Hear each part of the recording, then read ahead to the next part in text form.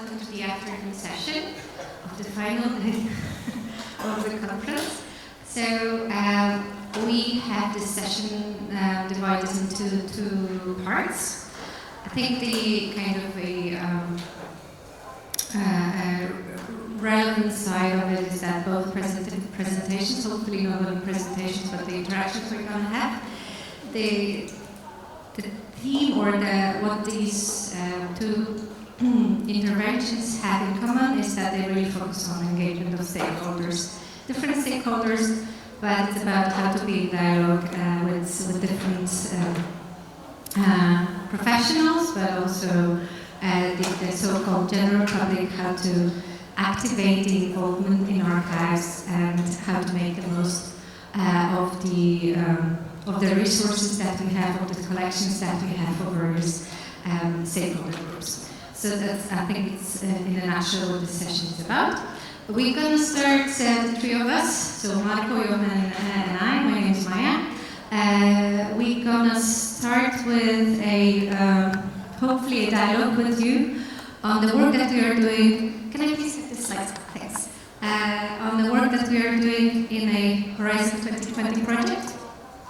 And so the point of departure for us will be European perspective, but we hope that we can go beyond that. Hopefully some of the things we're going to share with you will be also interesting and doesn't have to be Europe related. So the plan for this hour, where do I need to hint at that?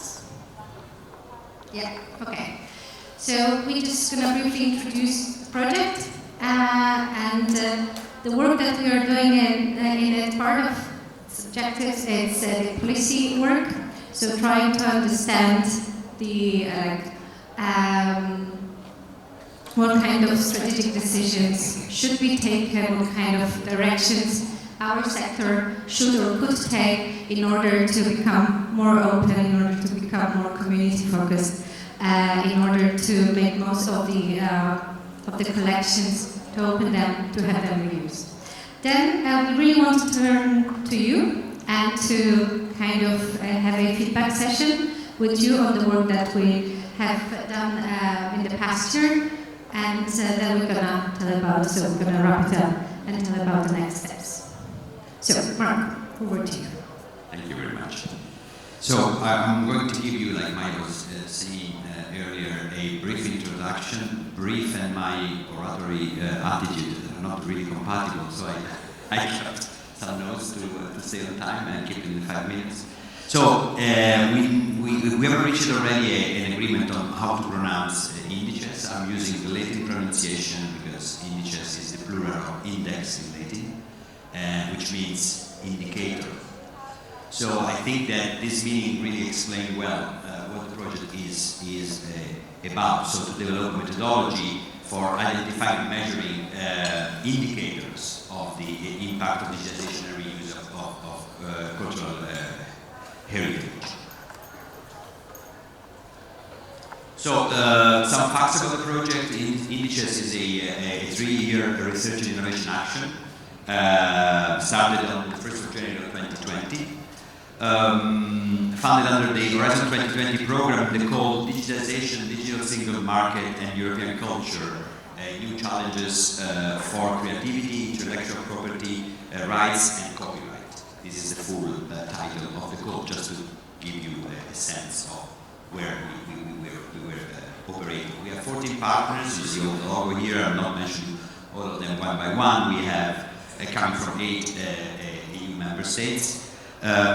We have renowned research groups in cultural, economics and IP law. We have cultural and creative industries, and also social innovators and pan-European heritage networks like Europeana and NEMO, for example.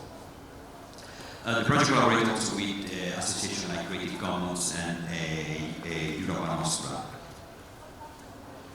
So, indices aims to empower policymakers and decision makers in the cultural and creative industry sector to fully understand the social and economic impact of digitization in their respective sectors, and address the need for innovative use and reuse of cultural assets.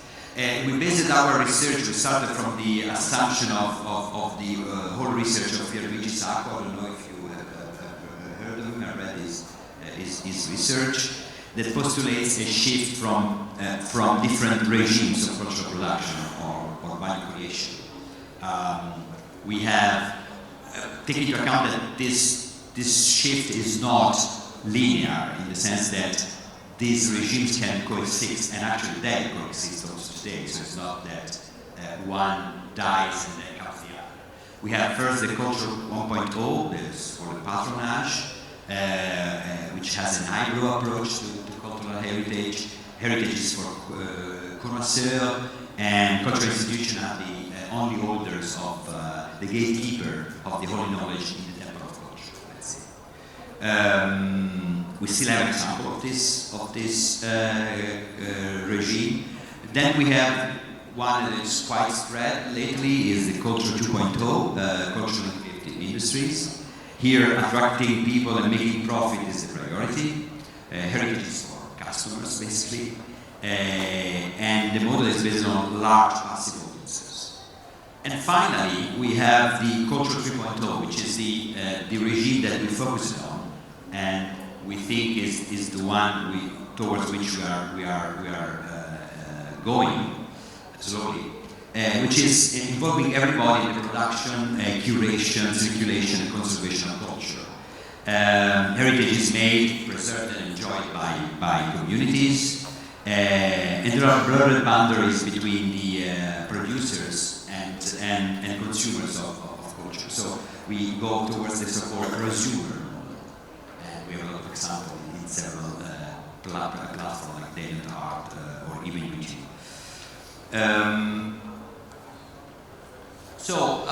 We had some key questions, research questions, like what is the social and economic impact of digitization in cultural and creative sectors, how digitization affects our use of cultural heritage assets, and how can CHIs best employ reuse of their collection to empower active participation in various communities.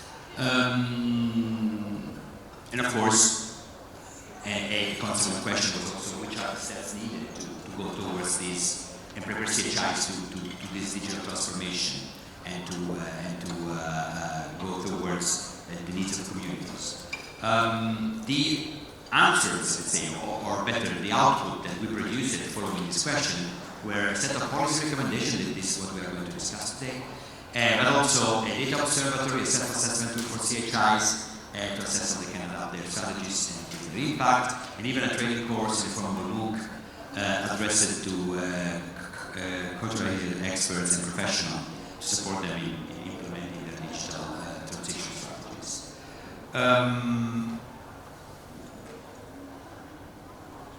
So now I think I give the floor back to Maya. That was the context. By the way, the MOOC is currently running, so on a platform, so you can it's for free. So if you are interested, we can also share links for it. But indeed, we want to focus today on policy recommendations. And again, the natural point of departure for us is the EU perspective. But I really hope that today we can try to see whether it really resonates with you in the room, even though if you're not coming from the EU bubble. So as Marco said, the policy work also is based on Sacco's theory, so the culture 3.0, but we also come back to a number of documents and theories like the one of Marian Mazzucato, mission economy, saying that, okay, whatever, like putting the public purpose first whenever we are acting in a public sector mode on. And the three documents that we have here listed, these are the EU policy documents and strategies that we also found relevant for the project. Again, so we are talking about the openness, we are talking about reuse, we are talking about collections, we are talking about active participation. And so for the policy work, we basically asked ourselves two questions.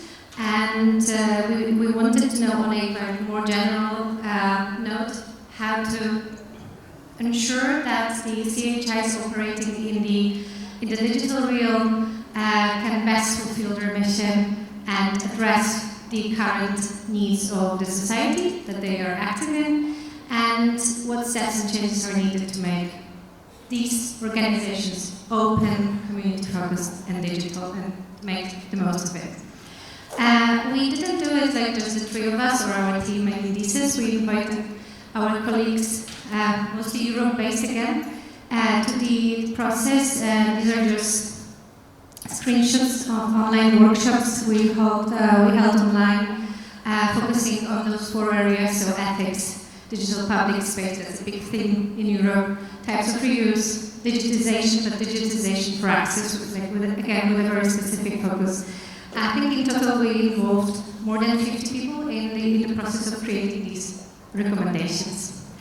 And of course, when working on recommendations, you need to have stakeholders or target groups you want to address with them. So for us, we identified four policymakers on the European and national level, because again, in Europe, we are very often dependent on the policy work on the EU level, and then it's being transmitted down to the national policies.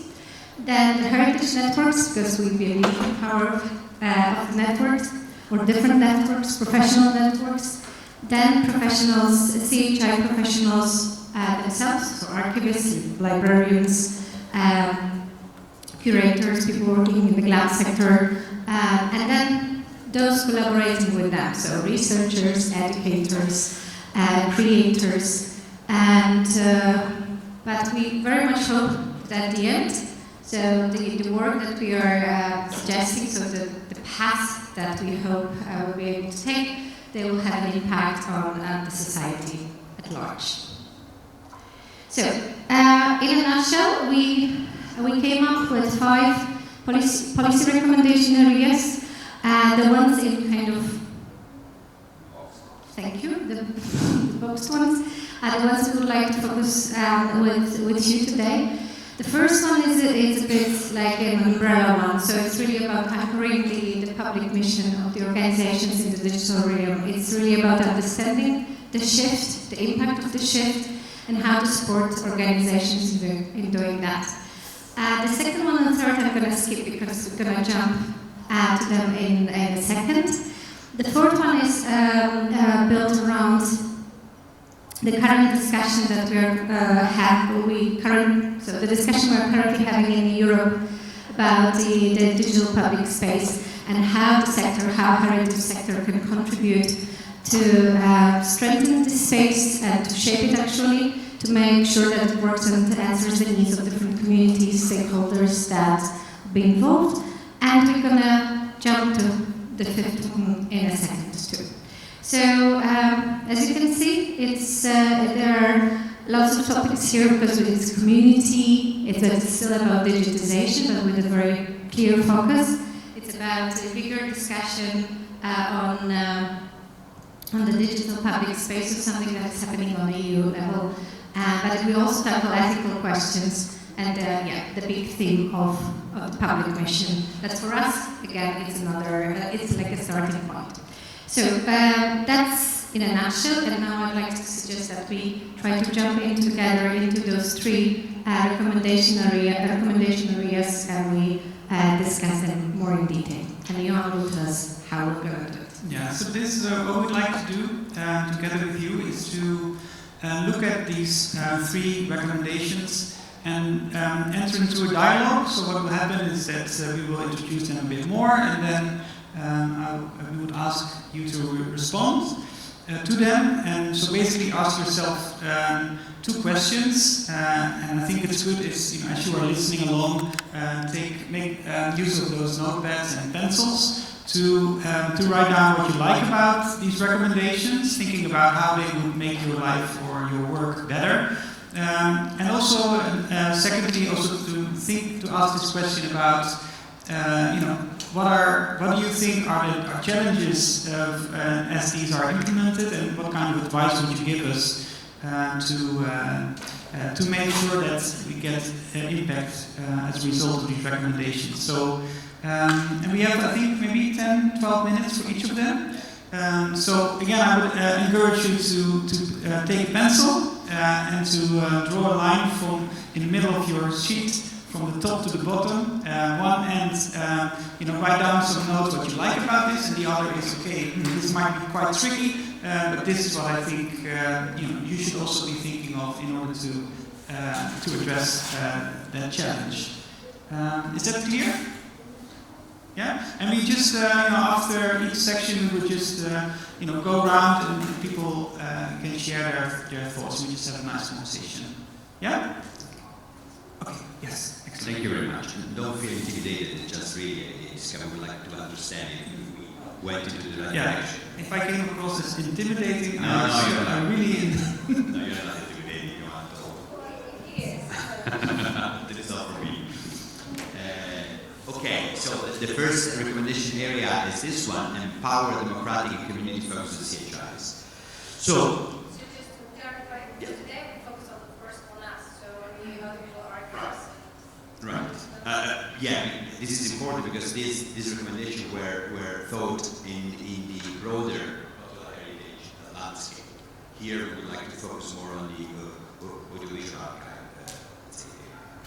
So, this recommendation area addresses the need for CHIs to become generally a community focused, participation oriented, and really focused on the needs of their users, which requires, of course, increasing inclusivity, equity in all the process of the institution.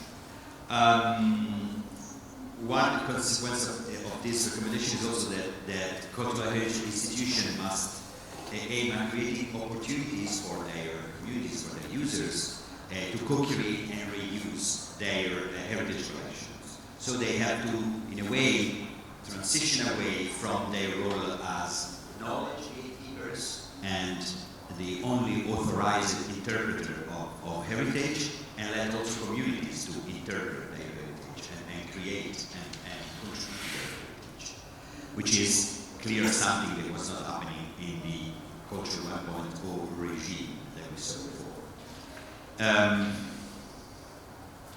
So we have three, let's say, sub-recommendations in this larger recommendation.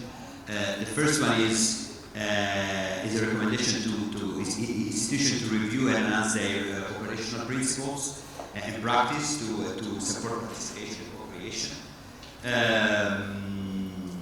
And basically what is needed here is also that cultural heritage institutions need to have the freedom and the ability to embrace new models and also inclusive models and procedures. And this may also require eventually to train new professional roles and get inside new professional roles to do that. The second one is the support of the creation of innovative labs within cultural institutions. So encourage to create spaces that could give the opportunity to experiment and innovate in collaboration with creators, experts, and other communities. And this is something I think we will see in concrete with the presentation of Claude afterwards, after this session, because they did, I think that's something that goes exactly in this direction. Of course, to make this recommendation possible, implementable, we need also eventually to modify legal and organizational frameworks to allow a greater tolerance to risk, giving the possibility to fail. Because if you don't have this possibility, it's much more difficult to experiment, in the sense that if you have always a safe approach and you're scared about failing, it's difficult to innovate. You are not going to risk anything. So what we are saying here is that we should also take care of these sort of changes. Finally, reliable frameworks for digital community engagement should be developed and provided to institutions, enabling them to better understand these evolving trends in engaging digital communities. Yeah, this is briefly an overview. I don't know, Maya or Johan, if you want to add something, I've got something to specify. I don't know if it's clear to you where we want to go with this recommendation. If it's not, of course, please speak out. And now that probably you start sedimenting this in your mind, we can have the discussion, let's say, and you can tell us which of these you really embrace, you really think are important, or which of these you think present in your context some difficulties to implement. I would be very much interested in knowing, especially from non-European members here, because of course our research was mainly focused in Europe, so maybe we are losing some elements that is quite relevant outside of Europe. So the first is yours. Who wants to start commenting a bit, or just telling us which is this that see as a very important thing to implement?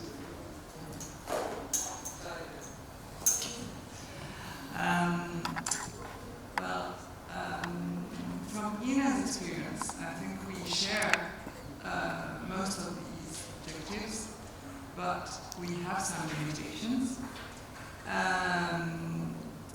We do support participation, co-creation, and community focus. We have several examples. First example, co-creation. We know that artists or journalists or whatever are, the new digital community, creative community are very much interested in our archive, but we just can't give it all and say just do it, because most of the art in an archive is protected by copyright. So what we do is that we develop several kinds of initiatives in that sense, like we made available a selection of archives, and within framework like awards framework or labs frameworks, we provide the archives and make it available, but we do still pay back the copyright holders, because we have to do it. This is a principle we are on. And otherwise, participation and community focus and things, we do rely, I'm sorry to say, on the FIAT framework. And we put online, on YouTube, on Facebook, on Instagram, on Twitter, content that people react with, and it has a purpose, it has an editorial line and bias, but we still fit within commercial framework, because we need to pay the right holders back, and so.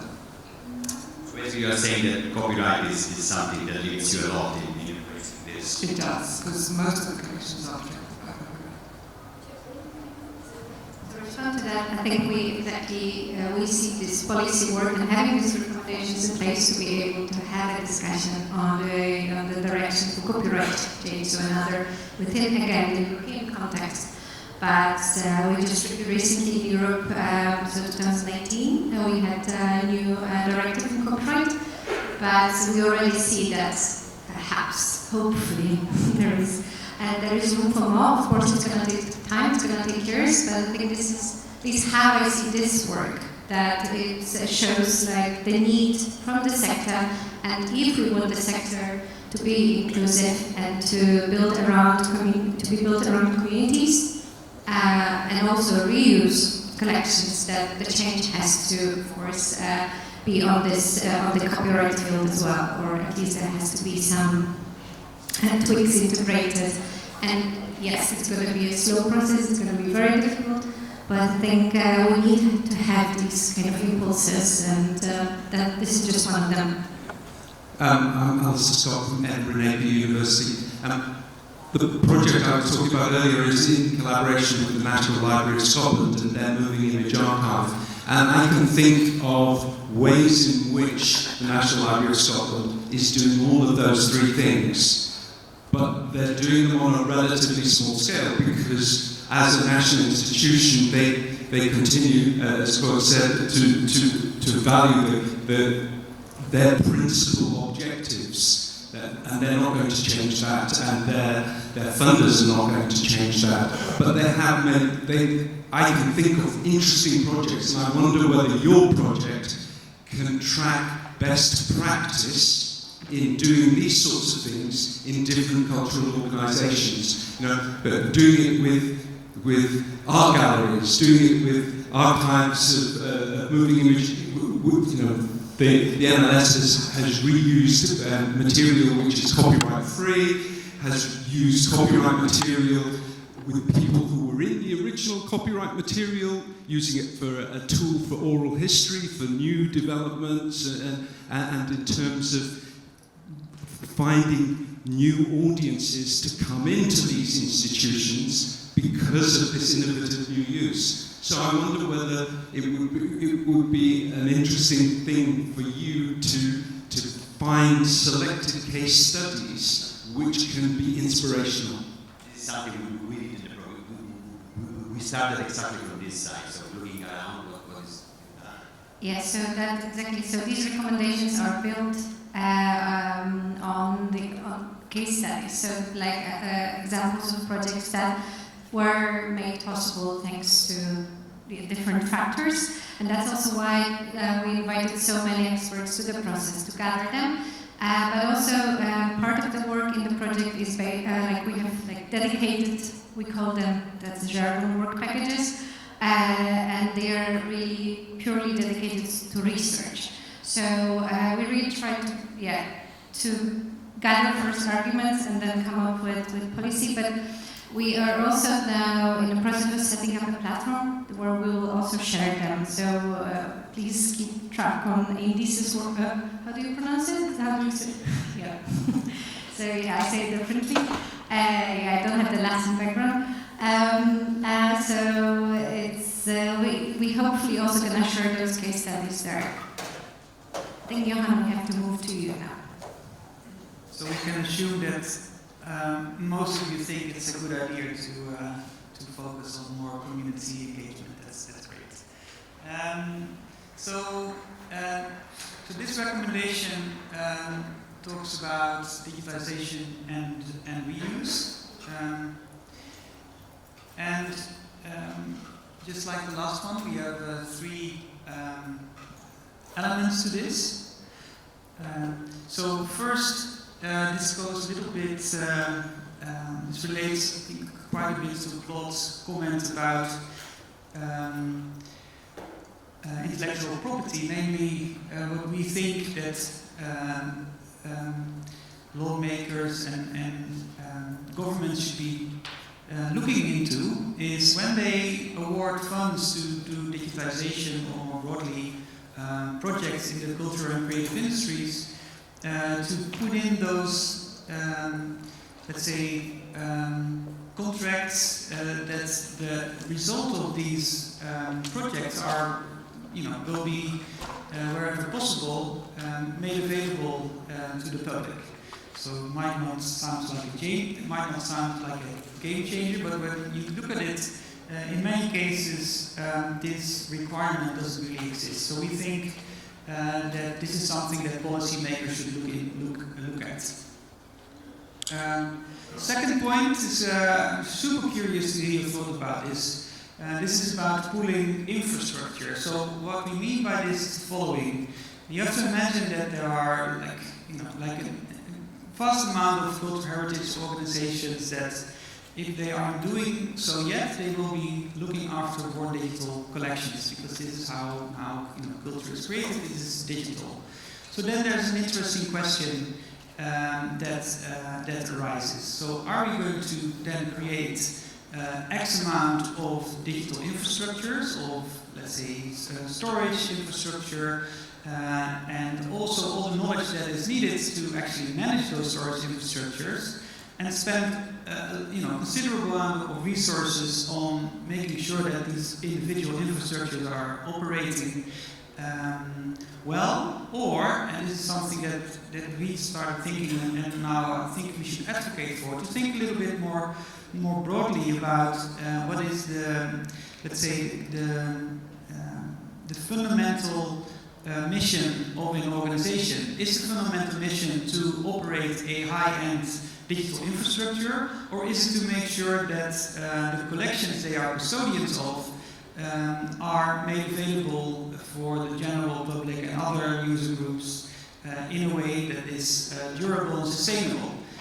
If we consider it's the latter of the two, then it's interesting to think about maybe there could be a model where, let's say, larger organizations that have the capacity already and have the infrastructure already look after the collections of smaller institutions, not in the sense that smaller institutions would then give their intellectual property and their and their maybe physical links to the central entity, but rather to create a, say, contract where they say that whereas the intellectual management, so making the descriptions and making sure that the IP licenses are taken well care of, etc., retain with the smaller entity.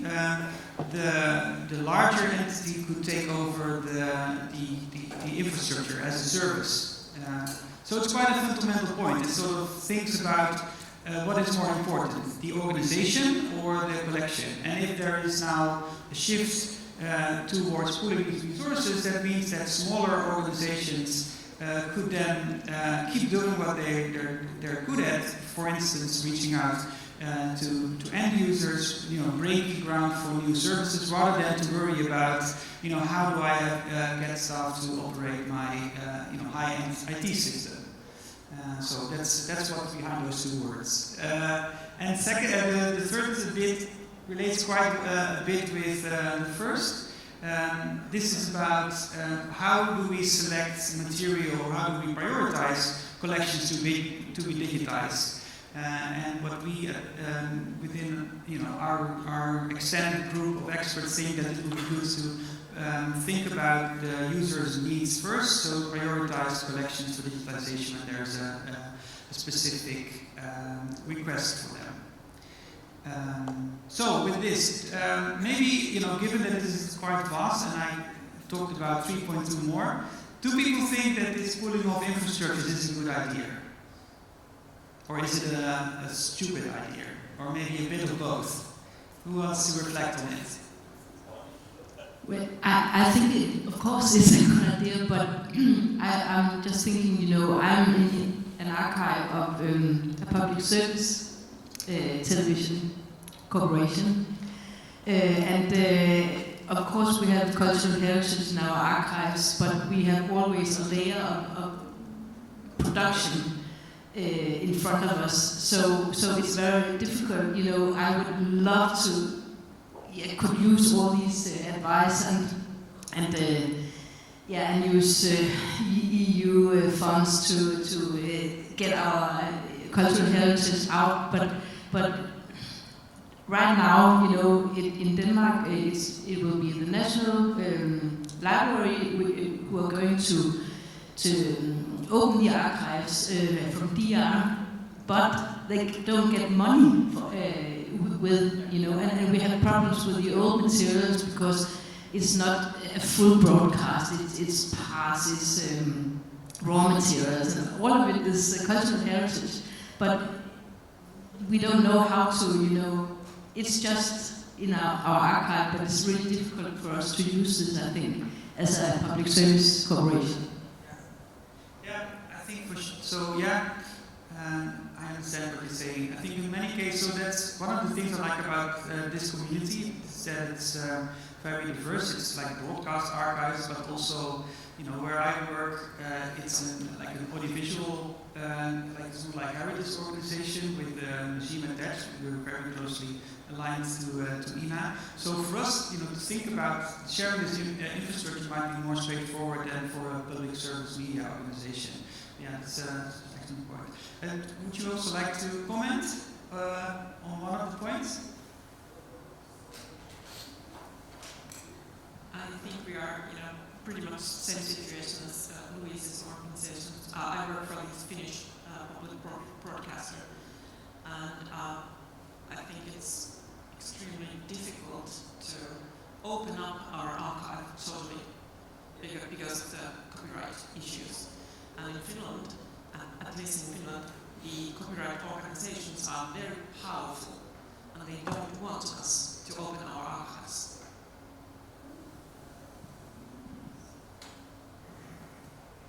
But the question of sharing the resources, as I'm from representative of the Finnish National Institute, our ministry is supporting the sharing the digitalization resources and long-term preservation systems.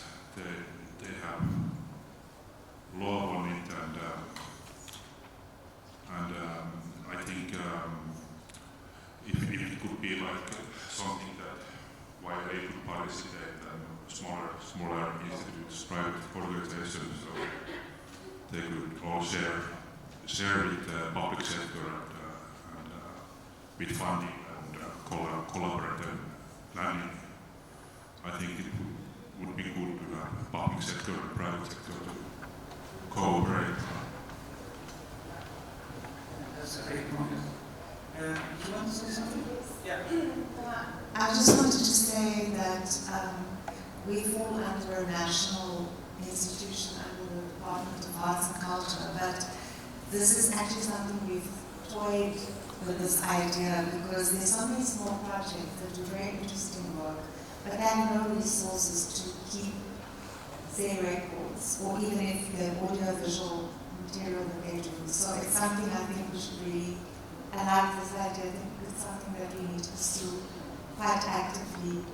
It's just, I can foresee that the whole thing of like managing the people, having the stuff and then managing access and rights when you don't have a big organization can be quite tricky. But I think putting resources, there's no other way for the future. Yeah, this really connects to, there has to be a lot of trust between the parties involved. Yeah.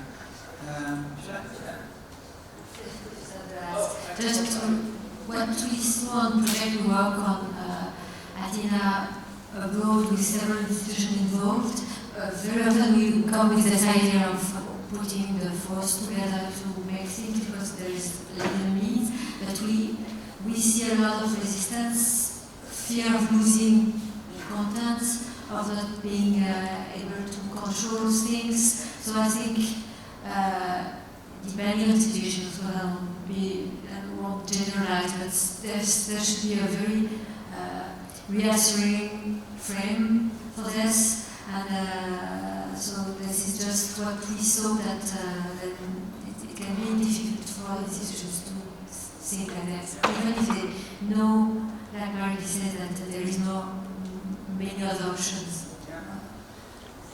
That's such a good addition because indeed the last thing you want is to to create an environment where you think, oh, if I collaborate, that will mean that my funder is going to give me less money because they see that I'm working more efficiently. Would that be the danger?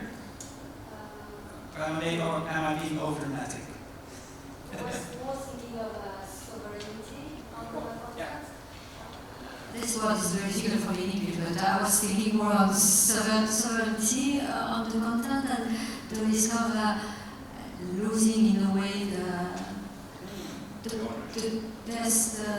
control of what is said. It's just something we felt sometimes.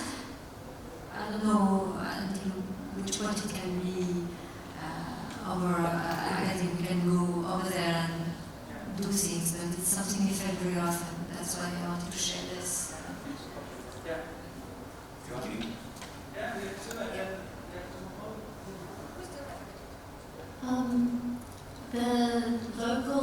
university libraries used to have a consortium that was called Calico, the Cape Library Consortium, and it was aimed mostly at interlibrary loans, but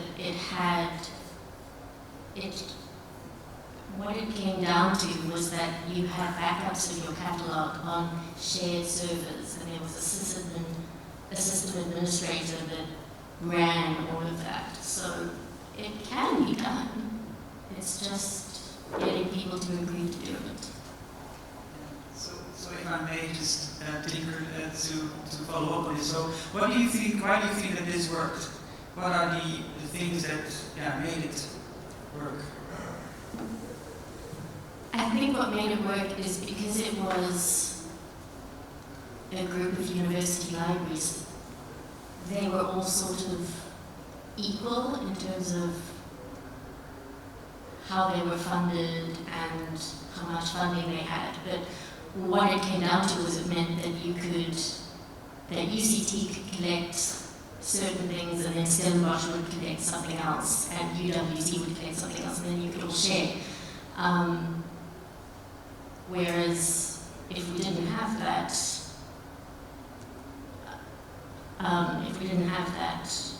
option of sharing, everyone would need to collect everything, which would seriously impact on how much you could collect because you're using all your funding on the same things. Absolutely. I just wanted to add something to what Christine said. So we actually have, I'm from Slovenia, and we have some experience with this in the analog world. So Slovenian Film Center inherited everything, pretty much all the audiovisual archive that was from Yugoslavia. So they're the rights owners. And because they didn't have infrastructure, they gave the collection to Slovenian Cinecittà to basically physically care for it. And for a while this worked very well, but in recent years what started to happen, they now have a hard time to access that collection. So Slovenian Cinecittà will often put their logos on that collection and things like that, so that trust was kind of broken with the way management changed and all of that, and so now it's a problem. I think there also has to be a sort of political will to break some of the status quo. You know, for me, working in this domain for quite a long time, the fact that public service media is still needing to deal with IP also for programs that are made themselves, you know, like all of them. I know just of 2 broadcasters that experimented a little bit with open, with creative commons licenses over the past 15 years. It's really ridiculous. So a little bit this is what 3.1 is talking about, basically. Can we, maybe this idea of everything creative commons is ridiculous, but maybe there are some like current affairs programs or just informative programs that would be super easy. Would be really great that they can be used in education and just have also young people experiment with open license instead of getting stuff from because in many cases the recordings are on the web, they're just not given made available through official channels. Anyways, I saw end of rant. Lotte, let me continue. Just a remark based on Ina's experience. Maybe rather than putting infrastructure, which is sometimes hard because we just mentioned all the obstacles, it's about a public institution like Ina providing infrastructure as a service to different stakeholders. And this is possible, but it has cost. So as part of the public, your public mission. Yeah, but then not as a business. It's not yet as a business model. As business. Yeah.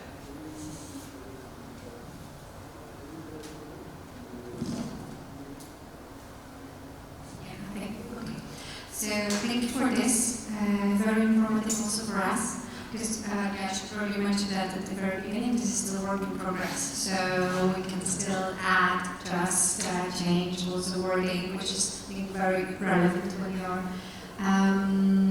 addressing policymakers. But okay, the third and final area that we wanted to address with you today is built around ethics and ethical questions. I think they've been coming in discussions and presentations over the past 3 days from so many different angles, and I was so very pleased to see that. So coming from the perspective of curators, perspective of just providing access to sensitive content, but also bias and AI and how we address ethical questions when using technology. So this is exactly what we mean here. We want to make sure that there is that CHI, so cultural heritage institutions, but in our case today archives, media archives, that they really put ethical questions, ethical issues in the center of their operations. And so exactly, this is what I mean, operations, not generic strategies, but simply daily operations.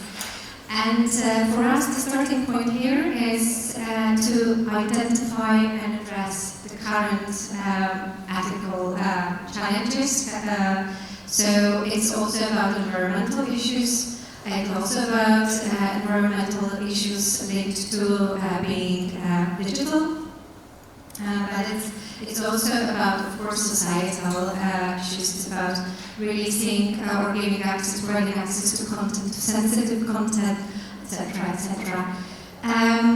So really about being one hand resilient, but on the other hand also relevant and up to speed with what is currently happening. The second one is exactly jumping from strategies into operations. So really make organizations revisit their strategies and try to implement them or have to implement it. And the third one is about a mindset again. Marco talked about it a bit, but here we talk from we look at it from an ethical perspective, and so we suggest that it's necessary to empower stewardship mindset. Also when it comes, for example, to legal questions, legal strategies, very often in organizations, very often, sadly still, we deal with, let's say, mishandling of public domain. So on Monday, footage is in public domain. On Tuesday, it is not anymore. And these situations still happen. So having this mindset of an institution that empowers reuse, empowers engagement, holds in our collections, but on a very firm and ethical basis, we think it's of importance. So these are the three, and I would like to just ask you how, whether ethics in your organizations is a thing. I'm sure, based on these stories that we heard over the 3 days, it is for many. But how high on the list of priorities it is, organizational priorities?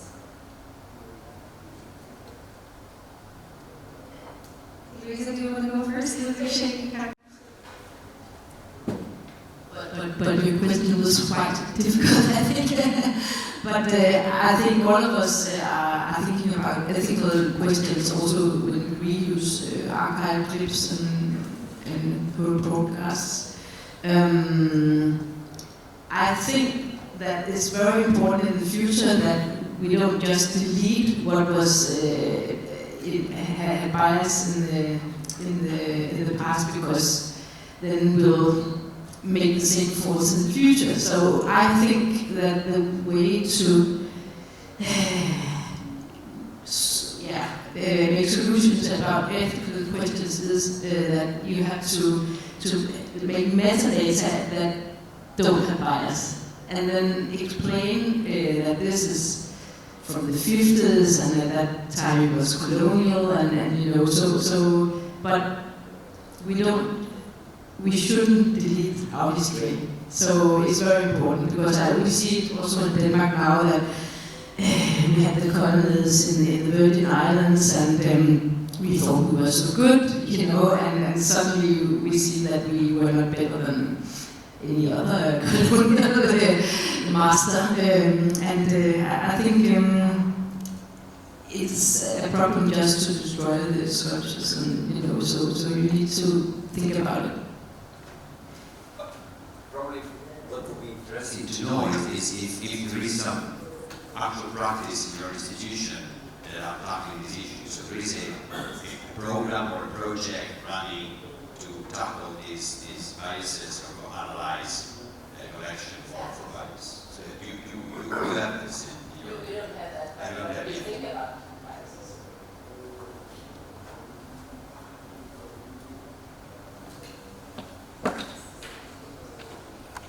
I think it's very ambitious to do it as a whole and not on a case-by-case basis, because we have a collection in our archive that is going to be showcased online that includes and will include words that in South Africa are considered hate speech, and which I am absolutely not willing to tell you what they are. But that archive was created in collaboration with the community, and these slurs and pejorative terms are people's names. That is what they are known as, and that is what they want their name to be in the archive. So, while as a university we don't want to be putting hate speech on the internet, that's not ethical. But it's not ethical to tell someone that that can't be their name. So there comes a point where you just have to, what's more ethical? Yeah, I think this is very specific. I mean, this is the point, I agree, but this is, here we are more high level, I think. We are asking, we are recommending to eventually develop internally policies and look at that. Then if you have those, come out this sort of problem, which are anyway quite interesting. Yeah, I actually agree with both of you. Ethics are sometimes told as like the truth or universal, but that's not. It's changing over time. It's different for every culture, and as globalization goes on and we're collaborating more and more, this is going to raise like serious issues. So I think it's indeed very important to have those three on our agenda and at least know what the bias is, and think about it and how we can solve this problem, because